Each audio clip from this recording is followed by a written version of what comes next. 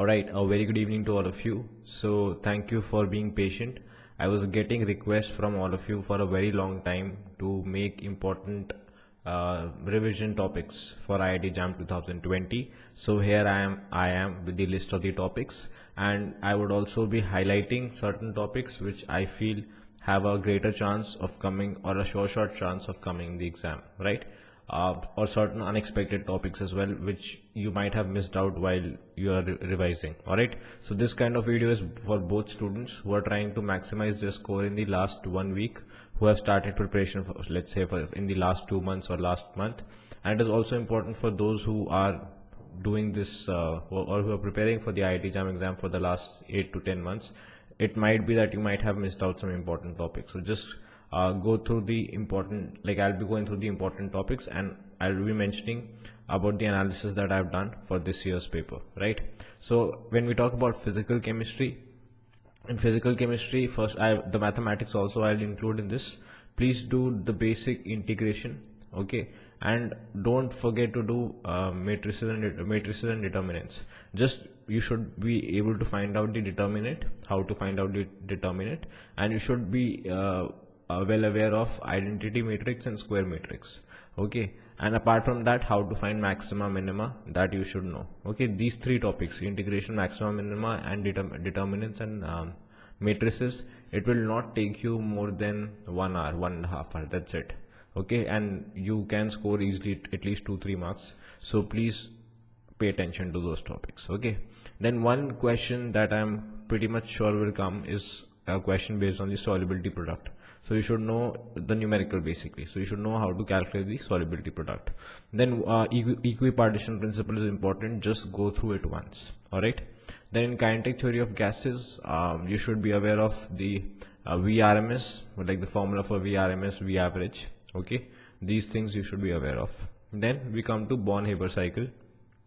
Just go through the Born-Haber cycle once, what exactly it is, and just important numericals can come from this Born-Haber cycle.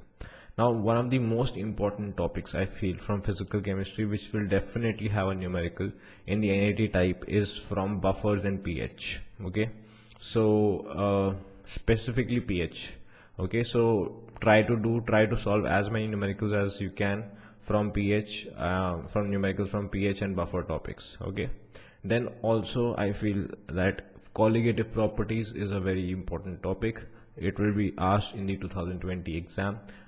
It could be any of the colligative properties, osmotic pressure, it could be freezing point, depression in freezing point, or anything it could be. So just you should have the basic idea of the formula of colligative properties. I've seen that the questions that are based on colligative properties are directly formula based. Okay, you don't need to have a conceptual understanding. Even though if you have it, it's always better. But I've seen generally it's directly formula based. All right. Now, if you want to do surface chemistry, I would recommend in the last 1 week to revise, you do only 2 topics. Okay, specifically for those students who are starting the revision right now, or who have started preparing for from last 1 month. In surface chemistry, if you're trying to focus on important topics, so then in surface chemistry you focus on Langmuir adsorption isotherm, the numerical and the graphical part. All right. And then the difference between chemiosorption and physiosorption. This has not been asked since a very long time in the IIT-JAM exam. So there is a possibility that they might ask you a question based on chemiosorption or physiosorption, particularly in the multiple answer questions.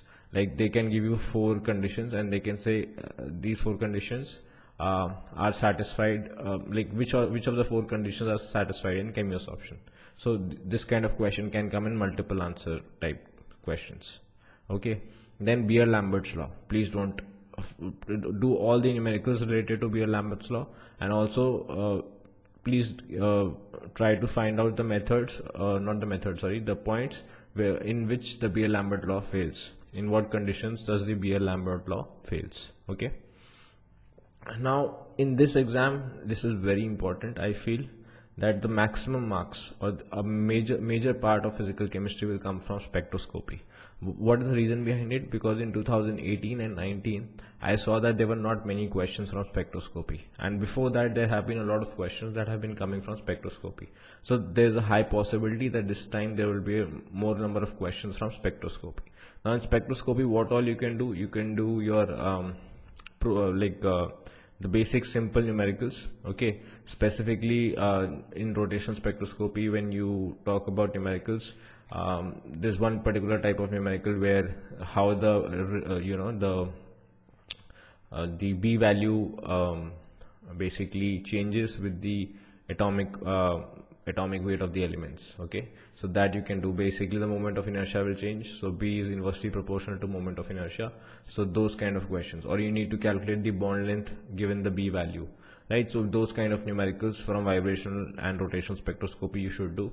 And also from NMR, generally they ask you to calculate the G value or the frequency. So there's a basic formula for that. Please go through that formula, right? So these are do all the numericals. Apart from the numericals, you should know the selection rule in rotational spectroscopy, in vibrational spectroscopy. And I have not seen excuse me, I have not seen questions from prolate, oblate, symmetric top molecules in the IIT-JAM exam. Okay, recently it has been coming in the NET exam. So there is a possibility that sometimes the examiners look at other papers as to what is the recent trend in the other papers. So from there they might get an idea to ask you a question on prolate and oblate, right? So just have a look at the prolate, oblate, symmetric top molecules, asymmetric top molecules. How like which moment of inertia is zero, in which condition IA is equal to IB is equal to IC, then in which condition IA is equal to IB not equal to IC. So you should know those things as well, right? Then we come on to the from quantum. Please do the basic things: the photoelectric effect, the Compton scattering, and the Heisenberg uncertainty principle. In Heisenberg uncertainty principle, there is nothing you have to do. You just have to know that what is the Heisenberg uncertainty principle. You should know how to calculate the radial and angular nodes given a particular orbital. Okay, and then this is very important: the Bohr's theory of hydrogen atom.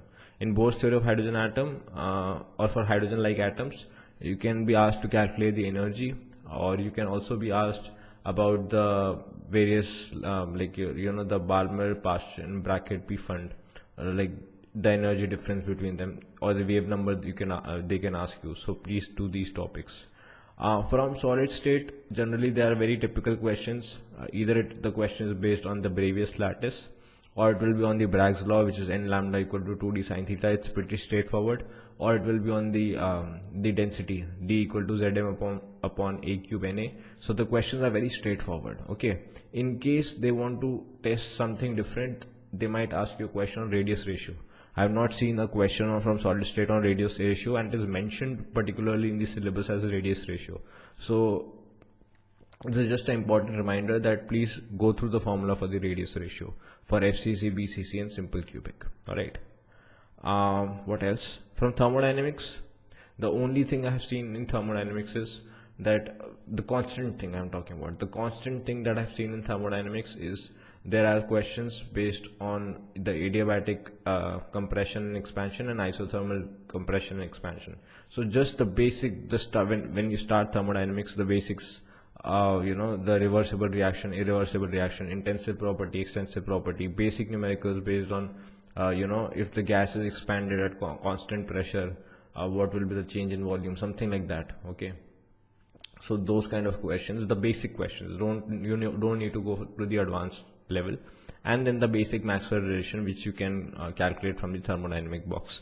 I think if you're short on time, just doing this much is good enough.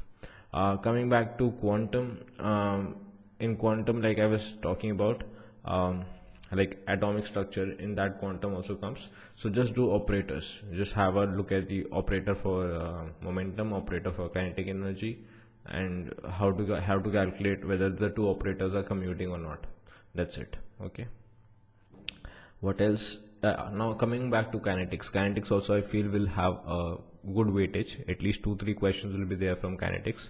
Now kinetics in the syllabus also it is mentioned as a very vast topic. So like first order, second order, and zero order reactions you as it is have to do. You can watch the crash course video that I have made. It covers everything.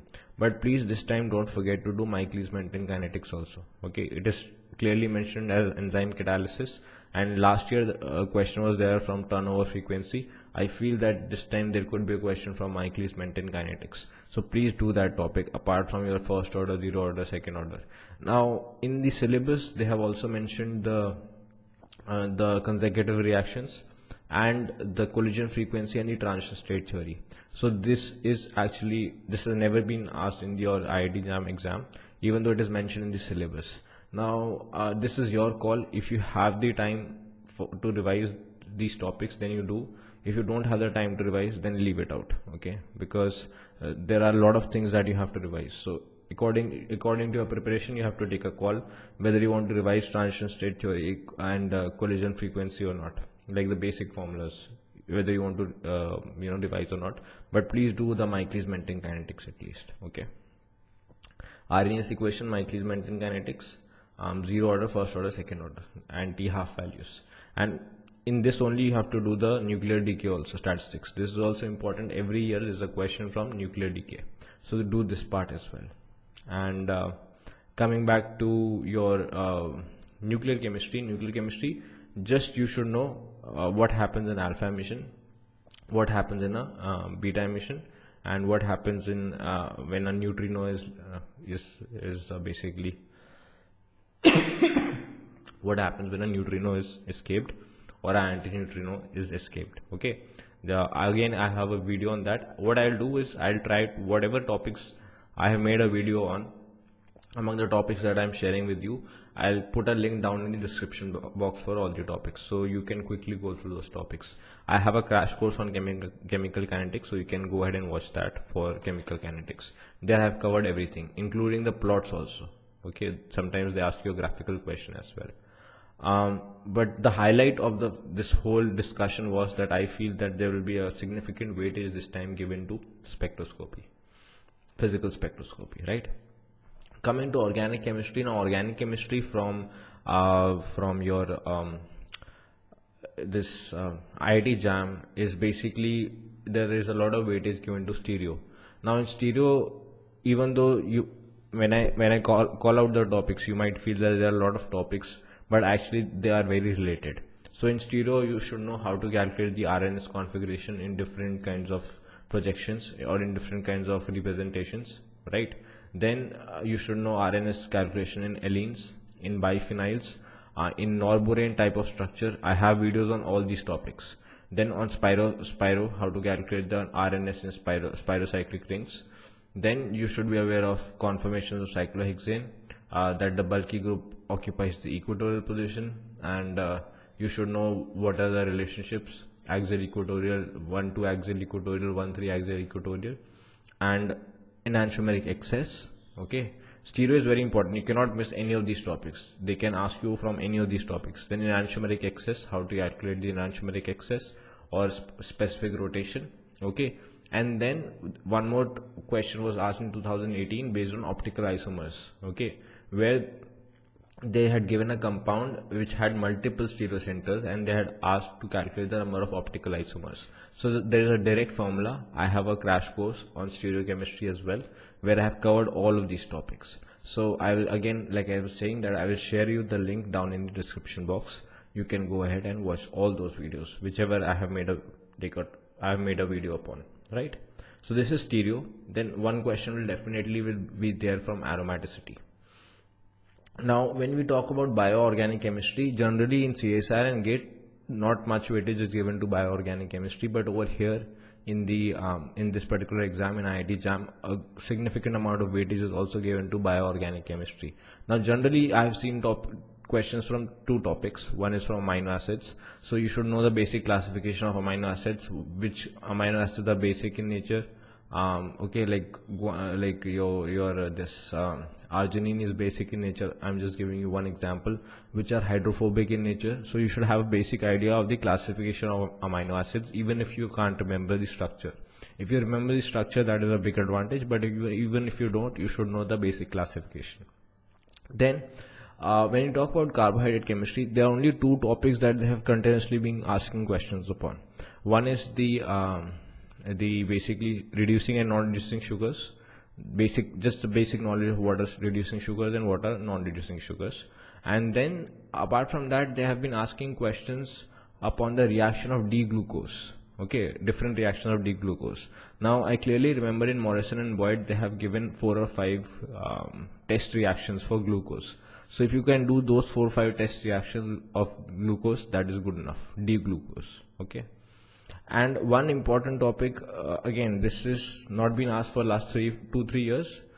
It was asked, I think, in 2015. So it's a 5-minute topic. You should know about what are terpenes, like monoterpene, sesquiterpene. Okay, just have a basic idea of what are terpenes, and because sometimes in the CSR exam also they have recently asked a question on terpenes. So it's a very simple. Okay, you just have to look at the structure and see how many isoprene units you have to fit in to get that particular molecule. So from there you can find out what kind of terpene it is. It is hardly a 2-3 minute or a 5-minute topic at max. So don't skip this. Okay. And at last, from bioorganic chemistry, just have a look at the structure of all 5 bases, like the DNA bases and the RNA base.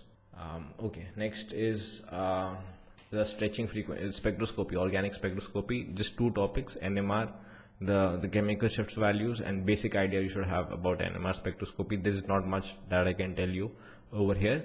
In IR, focus more on the carbonyl stretching frequencies. That's it, nothing else. Coming back to reaction mechanisms, see, general organic chemistry I'm not talking about. Basically, they will ask you definitely questions on acidity, basicity, stability of carbocations. So that will test your basics. You can't revise that as such. Okay, that will typically test your basics. You can't revise such topics. Okay, if your basics are strong, you can do it in the exam. You don't have to practice those questions. Okay. Coming on to reaction mechanism, please do the Gilman reaction, that is a 1,4 addition, and the Grignard addition or the organolithium addition, that is 1,2 addition. You should know the difference when 1,4 addition takes place, when 1,2 addition takes place. You should be very, very well aware of all reactions of carbenes, particularly the named reactions that have been mentioned, like Simmons-Smith reaction, Wolff rearrangement, then your Hoffman-Curtius-Lawson rearrangement. Okay, all the carbene name reactions you should be well aware of. Okay, apart from that, how the benzene is formed, what is the regioselectivity in benzene reactions, you should be aware of. Again, I have made these videos on these topics as well. Now, among all the named reactions that have been mentioned in syllabus on the official website, you should be at least doing all the named reactions that have been mentioned. But apart from that, you should focus more and you should practice more and more examples from rearrangement reactions. The rearrangement reactions are the most popular reactions that have been asked in the IIT-JAM exam, like your Favorsky rearrangement, then your di-non-phenol rearrangement, then Baeyer-Villiger oxidation on norborane kind of systems. Then we have this pinocol-pinocolone rearrangement. So all the rearrangement reactions you should have more practice on as compared to the other named reactions. Others also that have been mentioned you should practice, but you should focus more on the rearrangement reactions because they are more often asked in the exam. Okay, apart from that, solvolysis is one topic that you should be aware of. Okay, that they might give you the question on rate of solvolysis. Okay, and apart from solvolysis, ozonolysis is again a very popular topic in IIT-JAM. So please be well aware of the ozonolysis reactions, that what all happens in an ozonolysis reaction. Then coming to the reducing agents, you should know what, like I'll give you the 5 important reducing reagents. One is Raney nickel, one is H2 palladium, then we have lithium aluminum hydride, Wolff-Kishner, and Clemmensen reduction. You should know in these 5 reducing reagents in what conditions these 5 are used. Apart from that, Birch reduction you should have a command over that what is the regioselectivity of a Birch reduction. Sometimes they ask combination reactions, that first Birch reduction then followed by ozonolysis. So over there you have to know first the regioselectivity of the burst reduction, then you should know the chemoselectivity of ozonolysis, that the ozonolysis where it will happen at the more electron rich double bond or the less electron rich double bond, like that. Okay. Then you should be aware of Friedel-Crafts reaction, the directing effect of various groups in the Friedel-Crafts reaction. Okay, so these are some of the topics from your organic chemistry. Apart from that, all of you know that electrocyclic, basically your electrocyclic d-Zalder and sigmatropic reactions are also mentioned in the syllabus, and there are 2 questions at least. But I would say that if you are preparing now, sigmatropic you can leave out because it is a little difficult to understand. See, 3,3 sigmatropic and like Claisen reaction, they are very simple, but other kind of sigmatropic reactions are a little difficult. Cope reaction is also easy. So I would say if you haven't done sigmatropic till now, I would suggest to leave it out. Otherwise, you can at least revise the Claisen reaction and the Cope reaction, Cope rearrangement. Okay. And in electrocyclic, basically you should know how to get, like I've done various videos on pericyclic reactions where I've covered electrocyclic in detail and even d-Zalder. So over there you just have to worry about the stereochemistry and chemoselectivity as such. You don't have to worry about, you just have to worry about the stereochemistry. Okay. Coming to let me just see if I have missed out any topic. So carbenes, I'm again telling you, is very important. Please do all the name reactions of carbenes. In particular, I would suggest you to pay more attention to your this Hoffman Schmidt Lawson rearrangement. Okay, that you particularly focus upon. All right. And one important thing that students miss out is they do the reaction of carbenes, but you should also know how to generate a carbene. Okay, if you don't know how a carbene is formed, then you will not be able to identify in the reaction whether the carbene is getting generated or not. So apart from doing the reactions of carbene, you should also be aware that when a carbene is generated. Similarly, you should be aware when a benzene is generated. What are the conditions in which a benzene will be formed? Okay, so please be aware of these things. Now coming to inorganic chemistry, two most important topics that you can't miss out is how to calculate the bond order. Okay, particularly there's a very simple trick that for N2 the bond order is 3 and N2 is 14 electrons. So for any homodiatomic molecule, what you can do is, like if I talk about O2, so O2 is what, 16 electrons. So its bond order is 2. Like there's a table, from 14 the bond order is 3. If you go to 15, the bond order will become 2.5. If you go to 16, the bond order will become 2. If you go to 17, the bond order will become 1.5. Similarly, backwards also. If you go to 13, the bond order will become 2.5. If you go to 12, the bond order will become 2. Like that, you can go forward and backwards. Okay. So bond order, and then sometimes they ask you the paramagnetic and diamagnetic molecules. Like they will give you NO plus, CO plus, CO minus. So for that you have to know the molecular orbital diagram of NO, CO. So these basic, these basic molecules, you should know the molecular orbital diagram, CO at least, and NO. These two are the most common questions that are like asked upon. Then we have how to calculate the number of vibrational modes, how to calculate the degree of freedom. These 4 topics are very important. Now, one particular topic that has not been asked for a long time and it's quite surprising is term symbols. So please do not forget to revise term symbols. I have seen in the last 3 papers, term symbols has not been asked. One important point I forgot from organic chemistry is in amino acids, please do not forget to do the isoelectronic point. Okay, how to calculate the isoelectronic point. Even though it has been recently asked, there's a less chance that it will be asked again, but still you can't leave it out. Then there will be a question from point group. One question that you will be given a molecule and you'll have to find the point group of that particular molecule. If you have done, if you are good with group theory, you don't have to revise it. If you have not done it till now, there's no point of doing it. Okay, generally they'll give you a molecule and they'll directly ask you the point group. Then conductometric titrations. Okay, not acid-base titrations. Okay. Please see the graphs. I have made again a video on the acid-base titrations, and where I have taken all the permutations and combinations. So just go through the acid-base iterations once. Like what is a graph for a weak acid versus weak base, strong acid versus weak base, alright. Then we have, anyway, then spinels. Okay, spinels have not been asked for a long time. So term symbols and spinels are again two topics which have been neglected in the last 3-4 exams. So they have a high chance of being re-asked. Okay, re-asked, yeah, R-E-A-S-K-E-D. Anyway, coming back to organometallics. Now in organometallics, 18 electron rule and its applications. So it's a very fairly simple topic. 18 electron rule has been asked in 2017. After that, there has not been a direct question. Okay, they have asked the questions on ligand contribution, but directly on the 18 electron rule they have not asked. And from the 18 electron rule, the application also you should know, that how to calculate the number of metal-metal bonds. So just do that. Now in catalysis, I have a strong feeling this time catalysis will be asked. So in catalysis, what they'll ask you is they will ask the catalyst. Like for the let's say what could they ask? In the Monsanto acetic acid process, what is the catalyst used? Or in the Cativa process, what is the catalyst used? Or in the hydroformylation reaction, what is the catalyst used? Okay. Or in the what other reactions are there?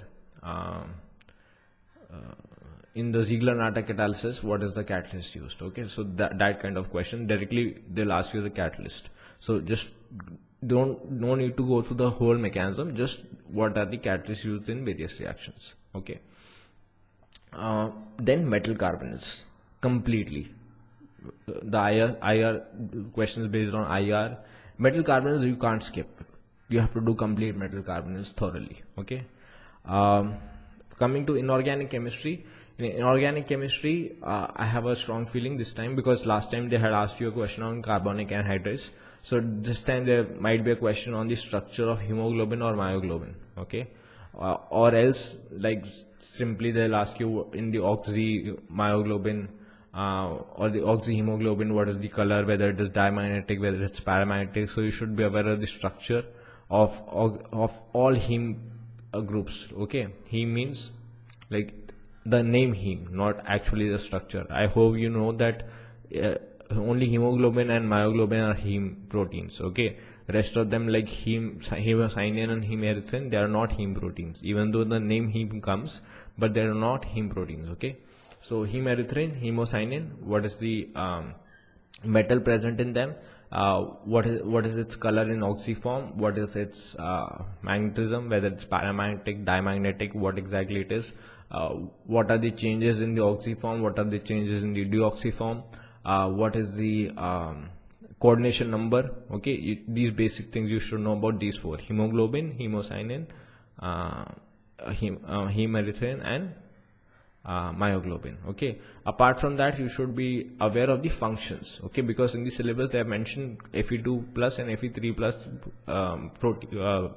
proteins. Okay, so you should be aware of the functions of various bioinorganic proteins. Okay, you should be aware of the functions.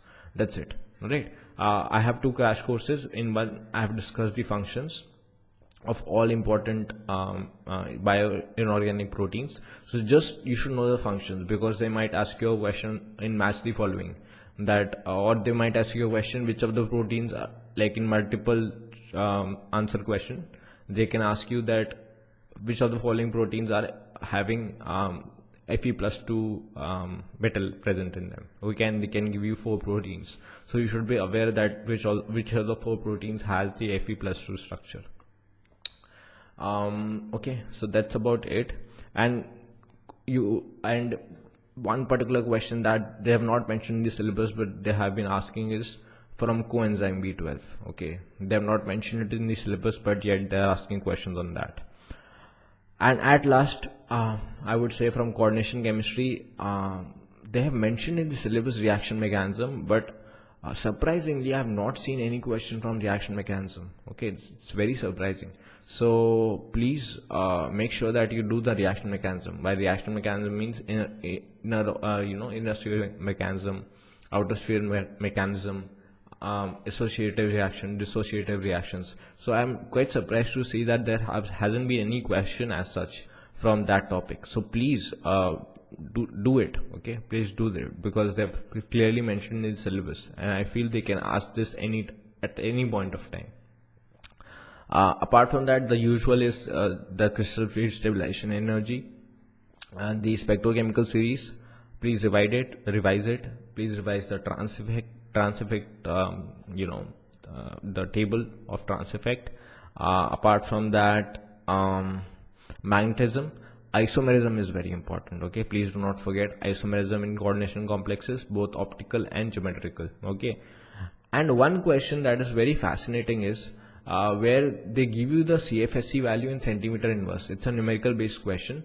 They give you the CFSE value in centimeter inverse, and what they ask you is to convert it into kilojoules per mole. Like, give the answer in kilojoules per mole. The splitting of octahedral compounds. So they have given the CFSE value, and they ask you the octahedral splitting in kilojoules per mole. So please, you should be well aware of the conversion, that how to convert centimeter inverse to kilojoules per mole, okay? And then coming to your this SNP block chemistry or the main group chemistry. Actually, personally, I have never gone and done questions from main group chemistry. Like, I have never revised main group chemistry as such, because it's very, very vast, and it's very hard to predict what kind of questions might be there. But if I have to say something, then I would say that please do the structure of borazine, and that is the inorganic benzene, and also please practice Vesper theory once. Just revise it, because there will be a simple question from Vesper theory. And apart from that, they might ask questions like recently they had asked a question that in P4O10 how many phosphorus bonds are there, pp bonds are there. Similarly, in thionic ion, I think some question was there, thionic acid or thionic ion, how many sulfur bonds are there, okay? And these are NAT type questions. So personally, I would suggest that whatever, if you have already studied bio main group chemistry, it's fine. Otherwise, you can chuck it, okay? It will hardly make a 2-3 mark difference, and you can answer over there also logically if you think about it. If you know the basic trends of electron affinity, what happens down the group, what happens in the period, then you can still answer with logic, okay? So that is your call. If you want to revise, you can, but there's no trend as such that I could find in the main group chemistry, okay? And apart from that, in coordination, I forgot to mention, this time there's a high chance of Jahn-Teller distortion being asked, okay? So go through the videos on Jahn-Teller distortion, or go through the book, any book, whichever it is, or your notes from Jahn-Teller distortion, okay? And the last topic that I would suggest is MLCT, LMCT, right? So this is all that I could come up with. In physical chemistry, I think I forgot to mention your electrochemistry. In electrochemistry, how to calculate the E0, the basic, and the Nernst equation. I think that is good enough if you started revising just now, okay? So these are some of the topics, or most of the topics, not some actually. 90% of your syllabus will be covered by these topics, and I have told you the important topics which you need to focus more on, or some topics which have not been asked for 3-4 years, they have completely vanished. There's a high chance that suddenly they might appear in this year's exam, okay? So I wish you all the very best. Do revise well, and it's just exam after your BSc, so after a long time you will be competing, so don't worry about it. Just try to give your best, right? And this time I also might go for the exam. Don't worry, I won't mark the answers, just to have a feel of the exam I'm going. All right, and I wish you all the very best and good luck. Hey guys, so I'm a verified educator on Unacademy, and along with that I'm also available on the Unacademy Plus platform, where I'm taking live classes along with other educators. So in case you're interested in attending the live classes, you can subscribe to the Unacademy Plus platform using my referral code, that is SETHI, and that will give you 10% discount. Alright, and in case you're not interested in attending the live classes, you can watch the free courses that are available on the Unacademy. For that, all you need to do is go to the Unacademy website or download the Unacademy Learning app and search my name over there, that is ACT. Once you do that, you will get the access to all the free courses that are available on the Unacademy platform. Alright, now let's begin with the video.